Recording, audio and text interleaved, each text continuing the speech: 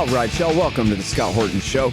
I'm the director of the Libertarian Institute, editorial director of antiwar.com, author of the book Fool's Errand, Time to End the War in Afghanistan, and the brand new Enough Already, Time to End the War on Terrorism.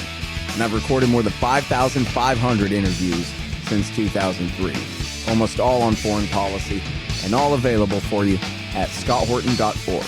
You can sign up for the podcast feed there, and the full interview archive is also available at youtube.com/Scott Horton Show.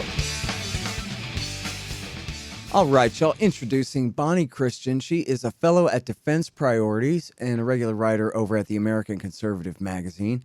And she is the author of the new book, Untrustworthy, The Knowledge Crisis Breaking Our Brains, Polluting Our Politics, and Corrupting Christian Community. Welcome back to the show, Bonnie. How are you doing? Good. Thank you so much for having me back. Very happy to have you here. So, you got this great piece at the American Conservative magazine about Somalia that I want to talk with you about. But first of all, tell us about this new book that you have, Untrustworthy. Sure. So it's coming out in October 11th, but you can pre-order right now.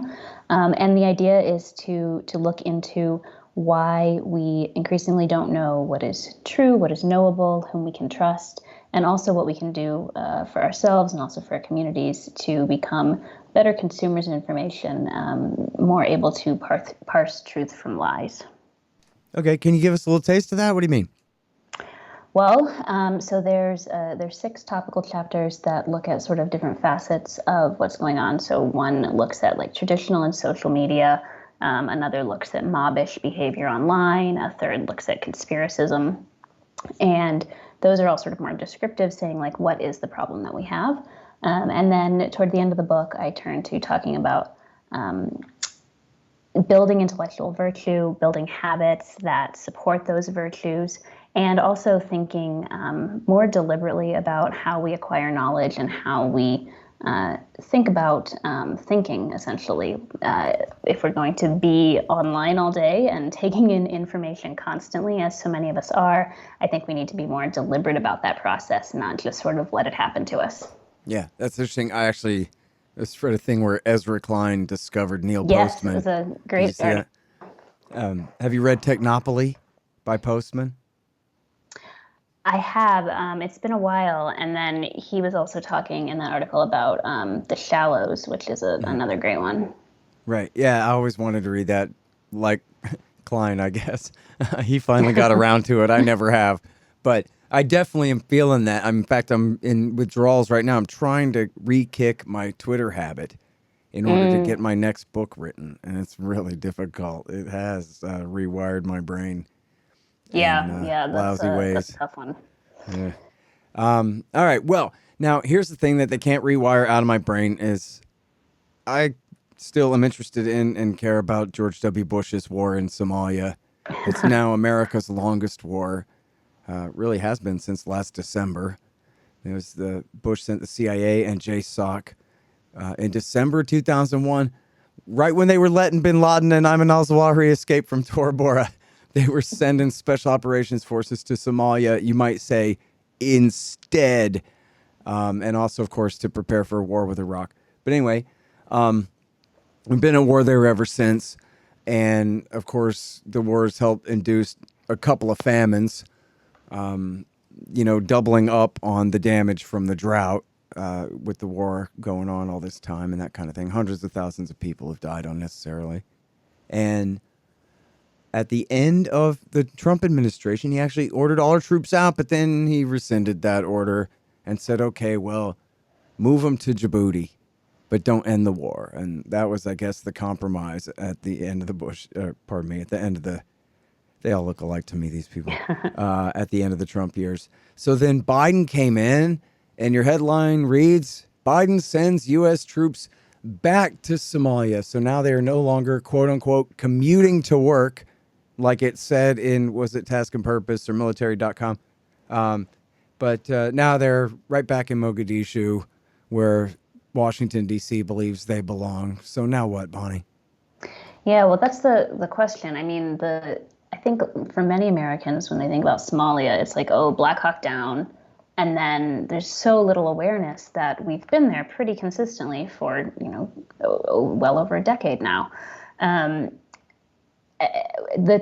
Trump withdrawal, quote unquote, to neighboring countries and this idea that they're going to commute, it didn't really change that much, but it did at least have the virtue of not having them just sort of perpetually at some degree of risk to be in the line of fire and then potentially to escalate from there.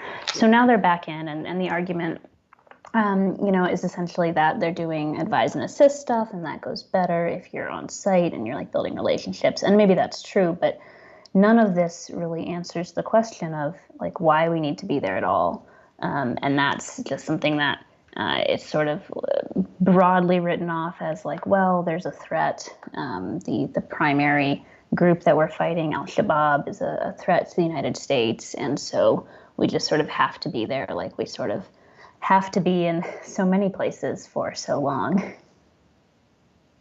Yeah, exactly. And I think it was a few years ago you called it the chicken and egg war. Mm-hmm. Why is pot wrong? Because it's illegal. Why is it illegal? Because it's wrong. Same thing with the war in Somalia. How come we're at war in Somalia?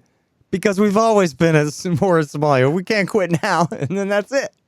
Yeah, I mean, a lot of people, who have much more specific expertise on this than I do. A lot of people think that the threat to like people on U.S. soil, like the United States proper, and indeed to many U.S. interests abroad from Al-Shabaab, is like slim to none, right? Like the idea just because they dislike us, just because they would like to attack us, does not mean that they actually have the capability to come over here and do this. And so the reason why we are at risk from them is because we've put ourselves in their neighborhood much more, and that risk exists significantly because we're there to fight that risk. And so it just keeps going forever and ever. And so, this headline, Biden sends U.S. troops back to Somalia, that really refers to a shift that happened in late May, if I recall correctly. So it's not brand new. And there are senses, as I discussed and as we've discussed here, in which it doesn't make a huge difference because we had not like fully gone before, but it is discouraging to, insofar as we're making tweaks, this is a tweak back towards being more committed there than we had been earlier this year. Mm-hmm. Well, and in fact, at least the story goes, but this is, Mattis's version of the story that he told the Washington Post, was that at the very beginning of the Trump administration, Trump wanted out of there. And essentially the way he conveyed it anyway was Trump didn't even know where Somalia was and didn't want to learn or care. What are we doing in Somalia? Wherever that is, it's too far from here for me to care about it. So let's get our troops out.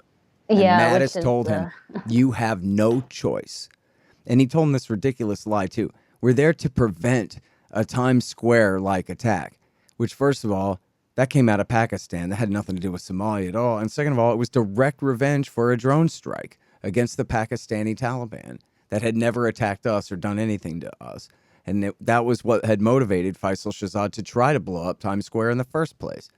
And then what did Trump do? Trump said, aye, aye, Captain, and gave him not just special operations forces, but even infantry. And they escalated that war for 4 years before he finally tried to draw it down. I was going to make sure to add that to the story because he could have ended the war back, 6 years ago now. And he didn't do that. Yeah, and that point about the escalation, I think, is key to remember as well, because I've seen some framing of like, Trump was going to get us out of it. And not to say that he didn't, like you said, at some point have some impulses in that direction, but the pace of U.S.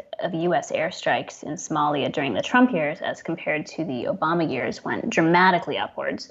And so, even though under Biden now we have more U.S. boots on the ground there compared to the end of the Trump administration, the airstrike pace is still lower. So it's sort of a wash in terms of who was better on the subject. Right. But yeah, I think that incident with Trump and Mattis is sort of such a stereotypical Trump foreign policy story, right? Where like there's this some good impulse to sort of like withdraw from things that aren't our business, but it's so ill-informed and there's not really any real principle there, and so it's easily overpowered when someone like Mattis comes in and says like, no, this is what we've got to do.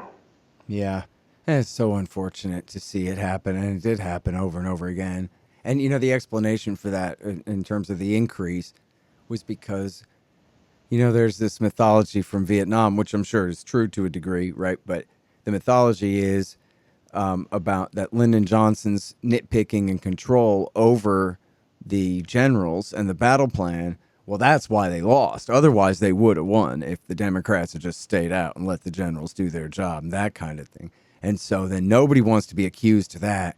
And George H.W. Bush explicitly said, we're not going to have any of that LBJ type micromanaging from me in this war. That's like a huge thing in Washington, D.C., that you can't ever be accused of that. And so that was a big thing for Trump, too, that whatever is legal, do that. As far as you can devolve the battlefield command over strikes, devolve it all the way down the chain of command. Whatever rules and regulations and legal restrictions the Obama people have put on their expanded drone wars and so forth, get rid of all of those things.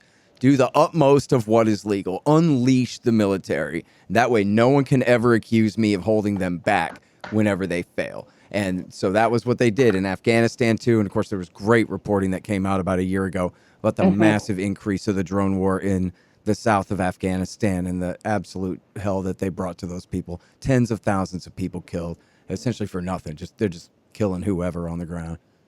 Yeah, well, and relatedly on the subject of Afghanistan, I'm sure you saw the big David Petraeus piece that came out at The Atlantic today.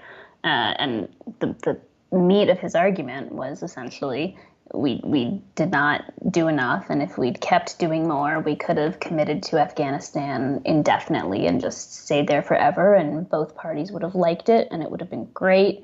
And he specifically pointed to 2010, like the height of the surge, when there were 100,000 U.S. boots on the ground in Afghanistan, as the time when we got the inputs right, which is it's remarkable that thinking is still around and in such prominent places and voices. That's hilarious. I seem to remember him promising that he would have the Taliban on their knees with a bloody nose eating out of his hand by July of 2011, and how that did not happen. He lost war personally. In his telling now, it's because President Obama announced plans to withdraw as soon as he announced the surge plans. And so, it was never quite strong enough. We just needed to do the war harder. And, he just couldn't do it. Before that, the Taliban were under the impression that North America was right next door and we weren't going anywhere ever. Yeah, I guess something like that is the story. I have a solution. We just drop David Petraeus on Kabul. And then tell the Taliban, unless you want some more of that, you better shape up. Let those girls go to school. Which, by the way, I'm sorry, I'm throwing this all over your interview here, but we're talking about Afghanistan. I don't know if you saw the new Matthew Aikens piece in the New York Times Magazine about half girls' education being denied still, and half the famine and humanitarian crisis going on, and essentially the Great Depression of Afghanistan now, with the collapse of all the international aid. And yeah, he's just the best. So that's really worth taking a look at, everybody. And I'm going to try to have him on the show this week if I can. But yeah. So now back to Somalia here for a minute. You make an important point in this. It's a silly little legal technicality, I guess. Shrug, right? But you do bring it up. I'm glad you do. So I'm bringing it up now, too. This war is completely illegal. There's no authority from Congress, from the Baby Blue United Nations, or any other pretended authority that says that this is okay, other than George W. Bush felt like it. Yeah, I mean, this is one of the many conflicts in which, if I recall correctly, this one was sort of thrown under the authority of the 2001 Authorization for Use of Military Force, right, which was directly in the aftermath of 9/11. But I mean, it's a different location. This is not the group directly responsible. Al-Shabaab is not Al-Qaeda. Obviously, there are connections, but the way that that's been used, it's become so boundless, and it seems, this is one of these things where it's you call it a war. I feel like it is a war, but it sort of doesn't conform to our traditional imagination in America of what a war looks like, which is so shaped by World War II. But it is essentially a war that we got into purely on presidential prerogative, and that has now continued for years and years without any sort of formal congressional debate. There was none of the proper authorization that should have happened. Yeah.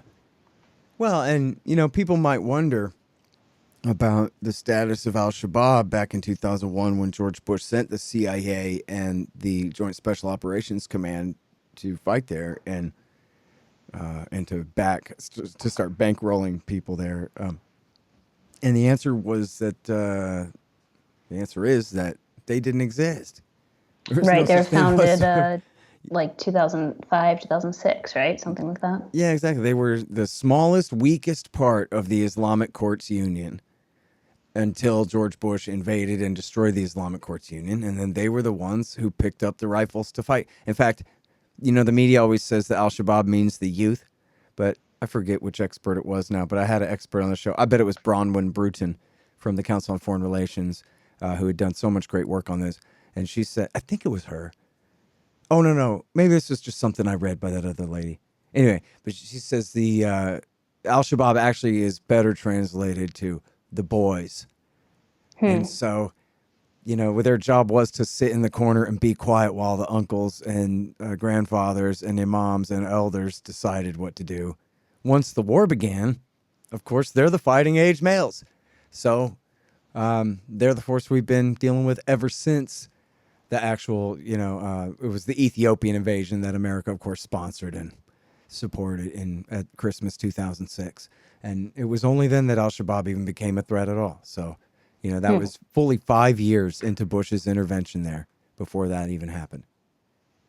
I knew that they post-dated 9/11, but I did not know, certainly not that translation detail. Yeah.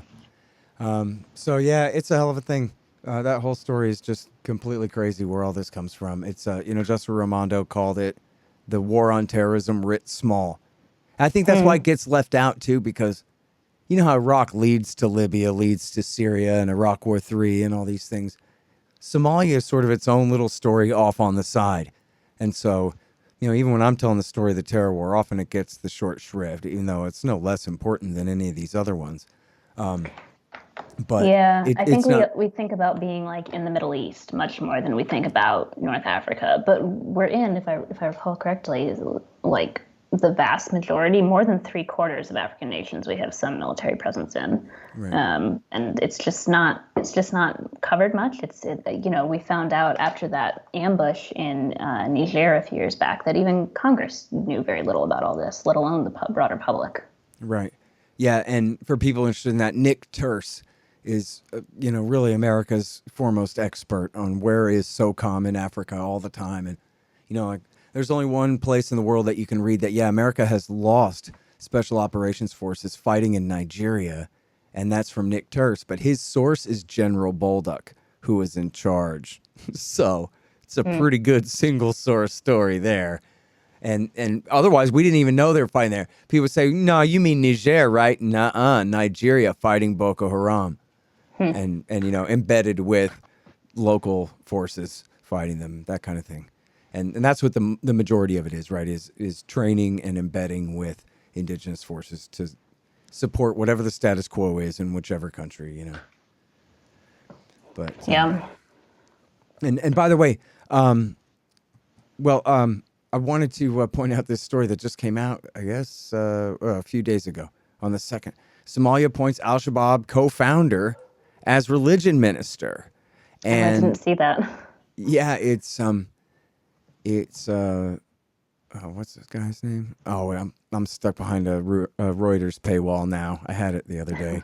But this is, Rice in 2008, she went ahead and let Sheikh Ahmed Sharif, who had been the leader of the Islamic Courts Union, she went ahead and let him come in and take a job in the government.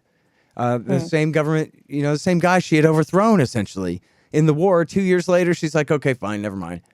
But then al-Shabaab kept fighting. So, but it seems like this could be an opportunity for reconciliation here. I mean, if al-Shabaab really has a more profound presence inside the government itself, and this guy's not, a turncoat to them, but is actually like their liaison to the state, something like that, then maybe there's hope here for a ceasefire. I don't know. Yeah, I mean, without having, read up on that at all, certainly the Al-Shabaab attacks that you read about on like in Somalia that typically have these incredibly high numbers of civilian casualties, it's they need peace. So if this is a step in that direction, hopefully that helps. Yeah. Hey, y'all, Scott Horton here for Tennessee Hot Sauce Company. Man, this stuff is so good.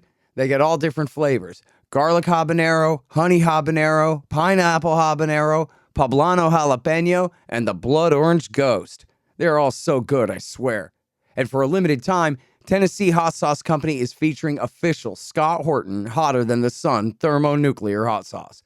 It's full of Carolina Reapers, scorpion peppers, Dr. Pepper, hydrogen isotopes, and all kinds of things that'll burn your tongue clean off. Seriously, it's really good. Get yourself a hot sauce subscription. Spend $40 or more and use promo code SCOTT to get a free bottle of Hotter Than the Sun hot sauce.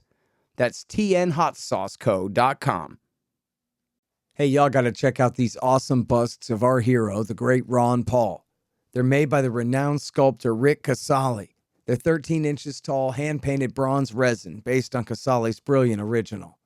Y'all may have seen mine in the background on my bookshelf in some recent interviews. The thing is unbelievable.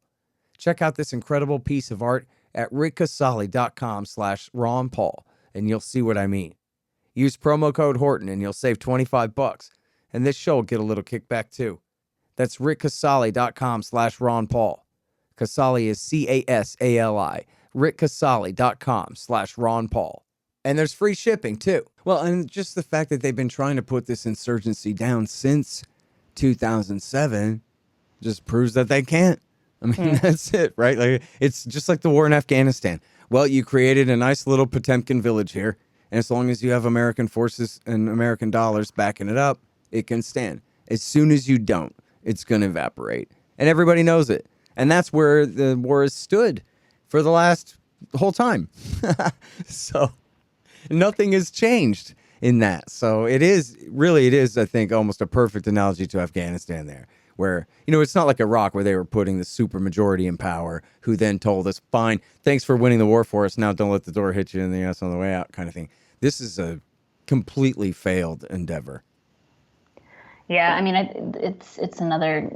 Certainly, we haven't gone full scale nation building as we tried to do in Afghanistan. So it's the scale of our involvement is different. But I think you're right that there are comparisons about, we think that we can go in and create a stable situation, and time and again, it turns out we cannot. Yeah. Well, we do have AU forces occupying the place in place of NATO in this case, but essentially it's the same thing, I think. A smaller scale again, but yeah. So listen, I think it's great that you're highlighting this story. Most people, even foreign policy analysts and so forth, just completely ignore it. I suppose most of them don't even know that this is going on, which is kind of its whole huge topic, right? How can we have a war for 20 years and nobody even knows about it? Yeah, I mean, it's hard even to, I sort of think of it as like part of the regular rotation of topics to check in on, but there's only so much checking you can do when, our government doesn't really talk about it very often unless there's some sort of big shift like this moving troops back in. And so it's just sort of hard to even find out what is happening over there. What are we doing? It's not, the government doesn't advertise it. It's undoubtedly difficult to report on. And it just keeps on happening year after year. Yeah. And you're right. I mean, that's an important point, right? That, I guess because of the media at large ignoring it and all that, there's no pressure anywhere for the government to explain what's the plan. Do they have a strategy for Somalia? Where is it published?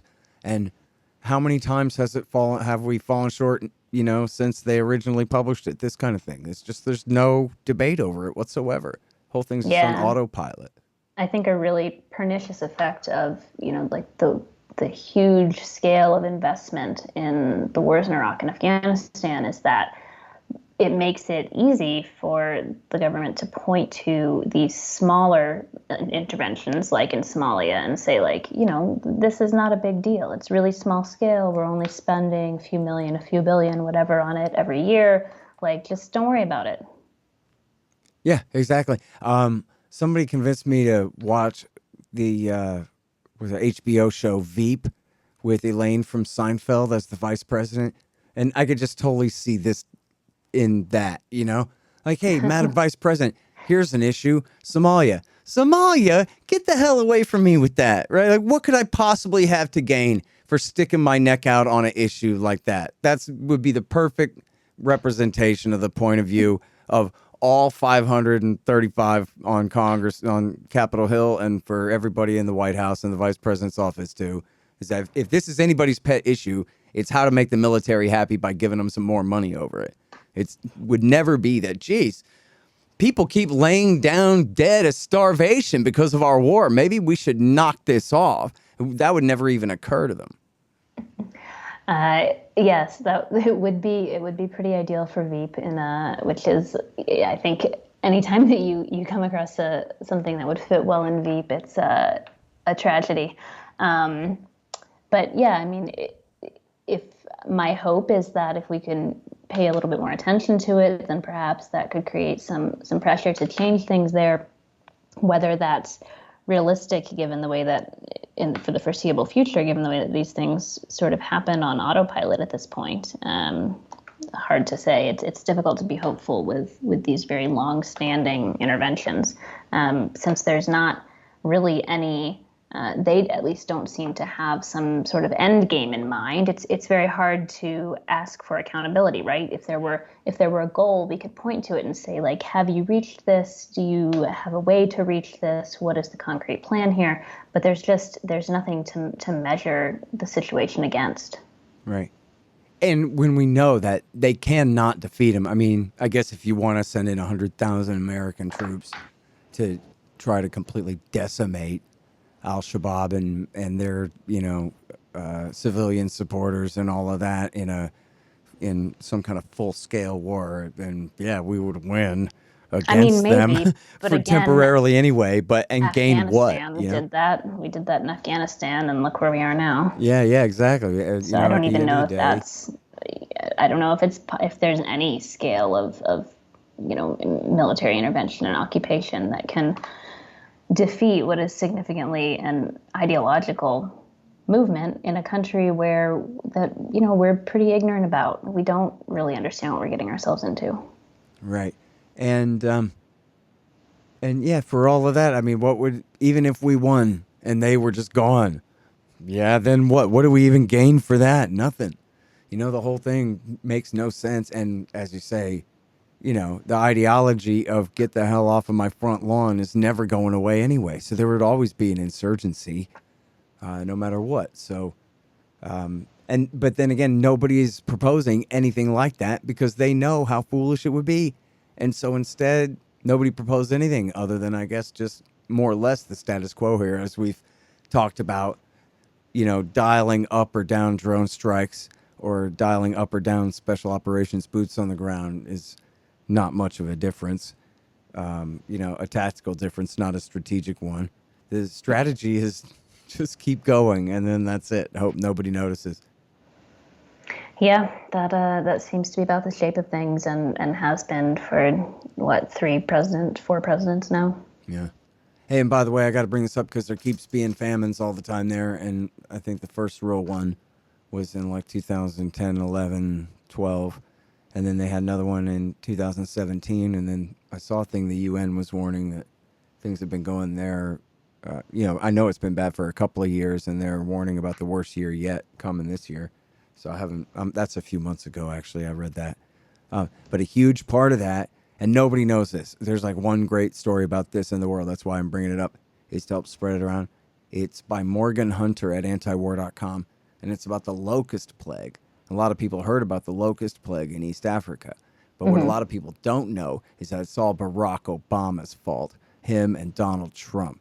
And what they did was, by waging the war against Yemen, they essentially canceled the university in Sana'a. Well, at the university in Sana'a, the graduate students, I guess, or whatever the students, had a program where every spring they went out and committed genocide against the grasshoppers. And the grasshoppers in Yemen apparently are legendary. And what you got to do is you got to murder them all while they're still grasshoppers. Because if you don't, they get overpopulated and they turn into locusts.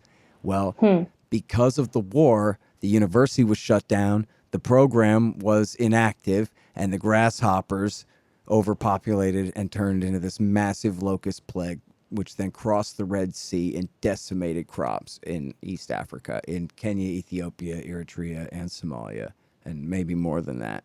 And leading, I don't know exactly what the excess death rate is or whatever, but from everything I read, it was an absolute catastrophe as Huh. the locust plague came there. And it Yeah, was all because I of haven't America's heard war. that, but we'll have to look it up. Yeah. So, yeah, it's Morgan Hunter at antiwar.com. And that really is like, come on, straight out of the Bible, right? Like that's something that God would do if he was really, really angry, or maybe Satan, if he was like really having a mischievous day, he would help American foreign policy to unleash a locust plague. I mean, what in the world? It certainly has a biblical ring to it. It's just God. And then, I mean, just on the face of it, it means innocent people dying of starvation, right? It means it's just absolute collective punishment, like the Old Testament God. It's just, completely out of control. Is he, violating, if it was deliberate anyway, it would be the worst kind of, violation of the Geneva Conventions and that kind of a thing, to deliberately wage a famine against a population, which it is deliberate in Somalia, in Yemen, not the locust part, but the blockade. But the locust part is just, I don't know what to say about it. It's just, it's what makes it all so unreal and so very real, Yeah, no, I'm familiar, much more familiar with the famine conditions in Yemen than in Somalia. But yeah, it's unbelievable, the suffering that's going on over there. I mean, it was estimated that 250,000 people which means mostly, children under 5 years old, Yeah. had starved to death by early 2013. So that was in the first big famine there. There was another big one in 2017, and they say they're going through one now. So combine that with the locusts, which again it's an accident of war, but it is a consequence of the war, a completely aggressive, unprovoked war against Yemen. An illegal one, another completely unauthorized war. Yeah, and that's another one where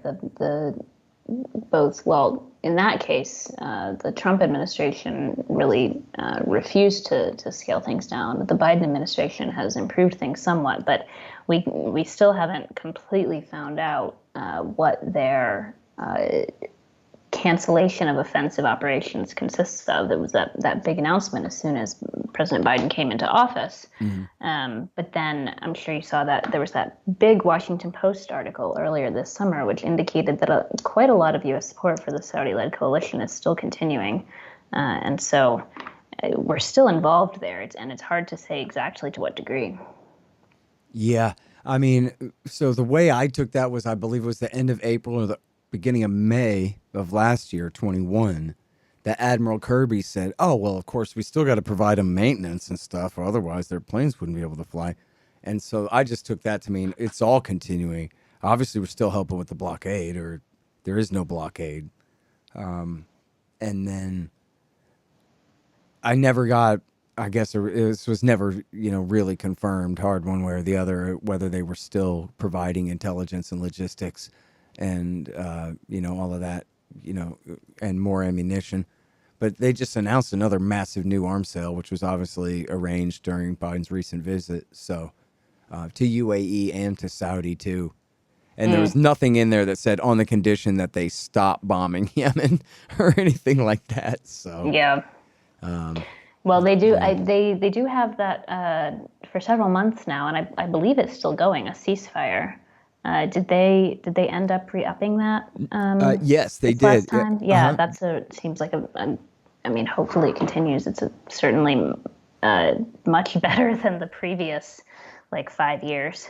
Right. Yeah, absolutely right. And in fact, so I don't know if you know about this, but maybe it's something to cover in your articles.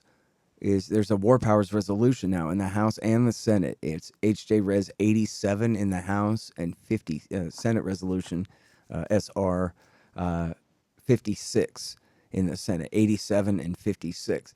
And so this is, the same one that Trump vetoed back a couple of years ago that presumably would be more difficult for Biden to veto.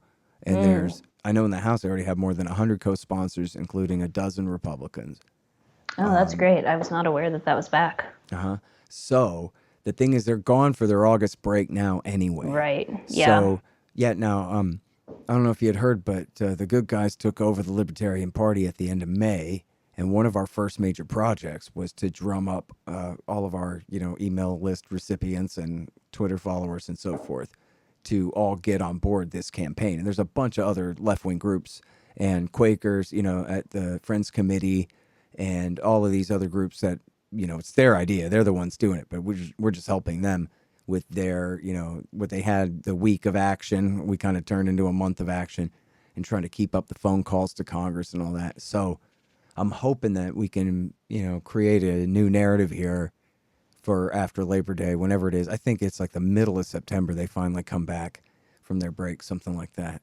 And then maybe we can all get really ready and do a massive bombardment of Congress with phone calls and emails and, at their D.C. offices and their local ones too, and just get everybody talking about this. As you know, there's no one on TV who cares about this and champions this whatsoever. So it has to be, just as it has been all along. And it's been remarkably effective, the grassroots campaigning on the issue of the war in Yemen. So it's going to take millions of us. It's going to take, I don't know, hundreds of thousands of us at least to just absolutely bombard the Congress with the message that we demand that they pass this thing right now. And then obviously Biden could ignore that or veto it or do whatever he wants, but it's what we can do. And I mean, the law says that he would have to obey it. He'd be breaking the law to ignore it. I mean, they'd have to remove him to enforce it, but still, I don't know. On the margin, I think it's definitely worth the effort. So I'm hoping that, especially since we can't do anything for August, maybe we can kind of save up all that energy and just unleash it in September, Yeah, it would be great to have. I remember the last time this legislation came around. Like I said, I wasn't aware that it was back, but it would be wonderful to pass it. And by the way, I could put you in contact with some of the Yemeni activists and so forth who all have great stuff to say about this. Aisha Juman and all of them. So if you're interested in any of that, let me know. Yeah, I'll let you know.